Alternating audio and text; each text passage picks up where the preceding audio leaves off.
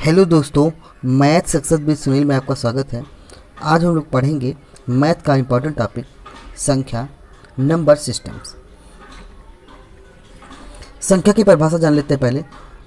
गिनने में प्रयुक्त किए गए गणितीय वैज्ञानिक संकेतन को संख्या कहते हैं। या दूसरा परिभाषा देख लेते हैं। संख्या का मूलभूत इकाई अंक है। संख्या का मूलभूत इकाई अंक है। इसी अंकों को क्या कहते हैं? संख्या कहते हैं। उदाहरण के रूप में देखते हैं। 4 पेन, 10 मेज, 12 मोबाइल, 8 कुर्सी। अगर पेन कहीं रखा है तो उसको काउंट किए हैं, गिने हैं तो 4 पेन हैं, तो ये 4 और 10, 12, 8 ये सभी क्या हो जाएंगे? हमारी संख्या हो जाएंगी। अब हम देख लेते हैं संख्या के प्रकार, जिसमें नंबर 1 पर है हमारा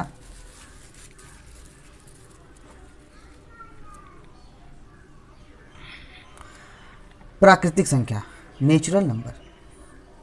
नंबर 2 पर है पूर्ण संख्या, होल नंबर। 3 नंबर पर है पूर्णांक संख्या, इंटीजर। नेक्स्ट है हमारा वास्तविक संख्या। 5 नंबर पर है भाज्य संख्या, इसको कंपोजिट नंबर बोलते हैं।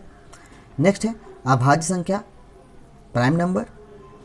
7 नंबर पर है हमारा अभाज्य संख्या, को प्राइम नंबर।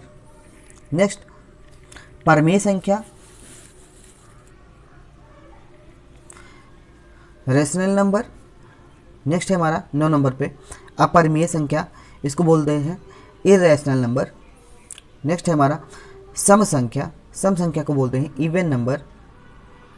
11 नंबर पर है हमारा विषम संख्या, ऑड नंबर। और लास्ट में है हमारा काल्पनिक संख्या, इसको बोलते हैं इमेजिनरी नंबर। नंबर 1 पर है हमारा प्राकृतिक संख्या, नेचुरल नंबर। इसकी परिभाषा देखते हैं। गिनती की 1 से लेकर अनंत तक की संख्या को प्राकृतिक संख्या कहते हैं। अगर 1 से लेकर के अनंत तक की संख्या को ले लिया जाए सेट में, तो उसे क्या बोलेंगे? प्राकृतिक संख्या। प्राकृतिक संख्या को n से प्रदर्शित करते हैं। n बराबर हो जाएगा क्या? 1 से लेकर के अनंत संख्याएं, ये सभी हमारी संख्याएं प्राकृतिक संख्याएं होंगी। अगर 0 देखा जाए तो 0 प्राकृतिक संख्या नहीं है। केवल 0 ही एक ऐसी संख्या है जो प्राकृतिक संख्या नहीं है, और सभी संख्याएं हमारी प्राकृतिक संख्या है। नेक्स्ट देखते हैं। नंबर 2 पर हमारा पूर्ण संख्या। यदि प्राकृतिक संख्या में 0 सम्मिलित कर लिया जाए तो प्राप्त संख्या पूर्ण संख्या कहलाती है। अगर इसी प्राकृतिक संख्या में, प्राकृतिक संख्या अभी जो बताए थे 1 से लेकर के अनंत तक की संख्या को प्राकृतिक संख्या कहते हैं, अगर उसी में 0 ले लिया जाए तो उसे हम कौन सी संख्या बोलेंगे? पूर्ण संख्या। तो दूसरी परिभाषा हम देख लेते हैं इसी में पूर्ण संख्या की। 0 से अनंत तक की सभी धनात्मक प्राकृतिक संख्या को पूर्ण संख्या कहते हैं। धनात्मक संख्या होनी चाहिए, और 0 भी अगर सम्मिलित कर दिया जाए तो हमारी पूर्ण संख्या हो जाएंगी। इसे W से प्रदर्शित करते हैं। W बराबर हो जाएगा 0, 1, 2, 3, 4 डॉट डॉट डॉट अनंत। 3 नंबर पर हमारा पूर्णांक।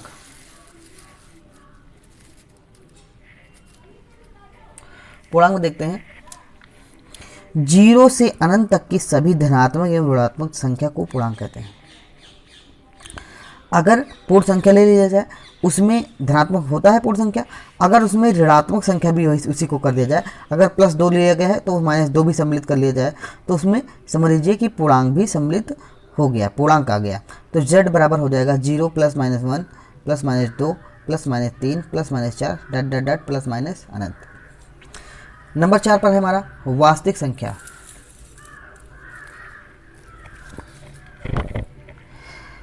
संख्या रेखा पर उपस्थित सभी संख्या को वास्तविक संख्या कहते हैं। वास्तविक संख्या को R से प्रदर्शित किया जाता है। इसमें एक संख्या रेखा बना दिया गया है, और इसमें जितनी भी संख्या जैसे -1, 2, 0, अगर इसमें 4/5 ले लिया जाए तो 4/5 भी वास्तविक संख्या पर वास्तविक संख्या है।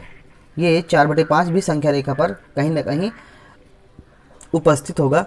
तो ये हमारी 4/5 भी वास्तविक संख्या हो जाएगी। नेक्स्ट है हमारा भाज्य संख्या, कंपोजिट नंबर।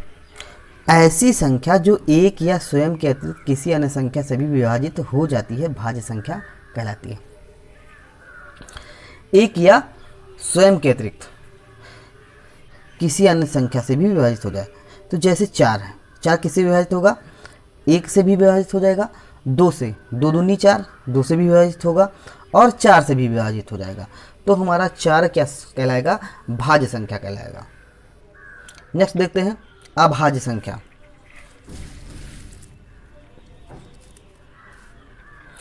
अभाज्य संख्या किसे कहते हैं? एक से बड़ी वह प्राकृतिक संख्या जो एक व स्वयं के अतिरिक्त किसी अन्य संख्या से विभाज्य न हो, अभाज्य संख्या कहलाती है। अभाज्य संख्या को दूसरे नाम से भी जाना जाता है, इसे रोड़ संख्या भी कहते हैं। जैसे एग्जाम्पल में देखते हैं, 2 संख्या है, 2 किसी से नहीं कटेगा, या तो 1 से कटेगा या तो 2 से कटेगा, अन्य किसी संख्या से नहीं विभाजित होगा। ऐसे 3 हमारा 3 1 से कटेगा या तो 3 से कटेगा, 5 भी हमारा 1 से कटेगा या तो 5 से कटेगा, ना 2 से विभाजित होना इसको ना 3 से। तो ये सभी संख्या हमारी क्या हो जाएंगी? अभाज्य संख्या हो जाएगी। सबसे छोटी अभाज्य संख्या कौन सी है? सबसे छोटी अभाज्य संख्या है 2। नेक्स्ट देखते हैं सह अभाज्य संख्या। सह अभाज्य संख्या किसे कहते हैं?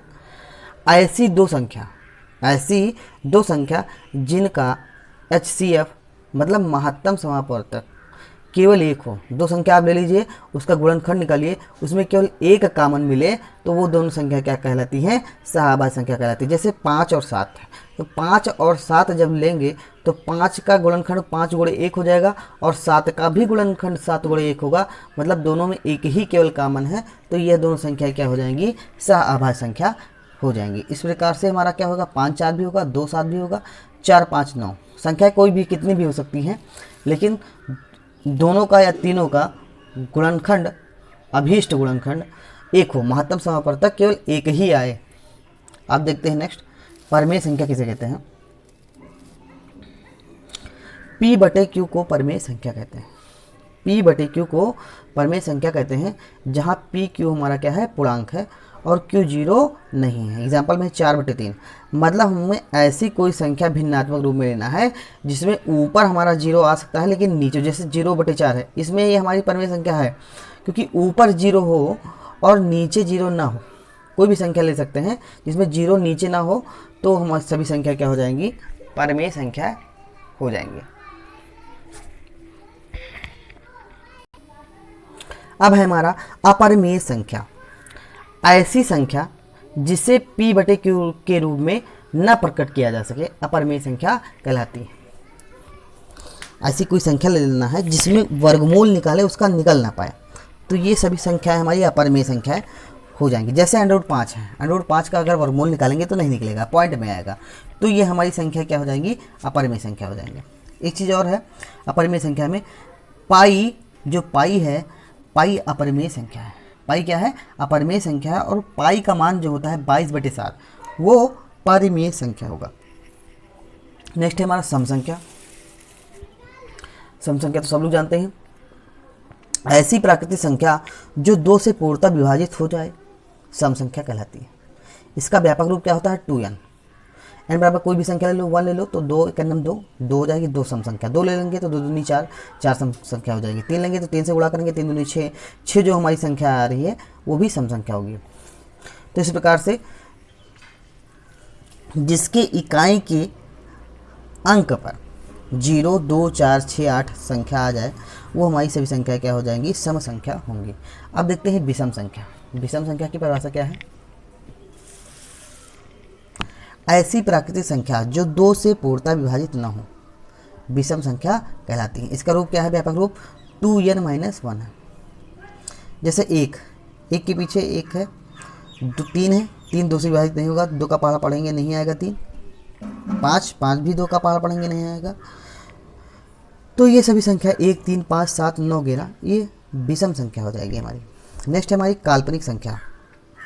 ऐसी संख्या जो वास्तविक नहीं है। ऐसी संख्या जो वास्तविक नहीं है, अर्थात जिस संख्या की केवल कल्पना की जा सके, काल्पनिक संख्या या अवास्तविक संख्या कहलाती है। जैसे अगर वर्गमूल के अंदर संख्या में माइनस लगा दी जाए तो यह सभी संख्या कौन सी संख्या बन जाएगी? अवास्तविक संख्या या काल्पनिक संख्या। जैसे -3 वर्गमूल में, -7 वर्गमूल में, ये सभी संख्या क्या है? काल्पनिक संख्या है। अब हम प्रैक्टिस सेट सॉल्व कर लेते हैं। पहला क्वेश्चन है, निम्न में से सबसे छोटी प्राकृतिक संख्या है 0, 1, 3, 2। तो सबसे छोटी प्राकृतिक संख्या क्या है? 1 है। क्योंकि 0 प्राकृतिक संख्या है नहीं तो हमारा 1 आंसर हो जाएगा। नेक्स्ट देखते हैं, सबसे छोटी अभाज्य संख्या। सबसे छोटी अभाज्य संख्या क्या है? 2 है। निम्न में अपरिमेय संख्या है। अपरिमेय संख्या ऐसी संख्या जिसका वर्गमूल निकल ही ना पाए। 81 का वर्गमूल निकल जाएगा, 9 9 81। 100 का वर्गमूल 10 ये भी हो जाएगा। 169 13 का वर्गमूल, 169 का वर्गमूल हो जाएगा 13, तो ये भी परिमेय संख्या होगी। अपरिमेय संख्या होगी हमारी √11, क्योंकि 11 का वर्गमूल निकल नहीं पाएगा। नेक्स्ट देखते हैं, निम्न में से सह अभाज्य संख्या है। निम्न में से सह अभाज्य संख्या है 6 8 10 20 5 7 21 24। तो इन सभी संख्याओं में देखते हैं 6 और 8 का कॉमन 2 हो जाएगा। 10 और 20 में भी 2 और 4 गुणनखंड निकलेगा। 5 और 7 का केवल महत्तम समापवर्त 1 आएगा, इसलिए हमारी सह अभाज्य संख्या 5 और 7 हो जाएंगी। सबसे छोटी विषम अभाज्य संख्या, सबसे छोटी विषम अभाज्य संख्या 3 होगी, जो किसी संख्या से भाज्य नहीं है। 1 और 3 से खुद से ही विभाज्य होगी। विषम भी है, 3 2 से कटेगा नहीं, तो ये हमारी सबसे छोटी विषम अभाज्य संख्या हो जाएगी। पाई कौन सी संख्या है?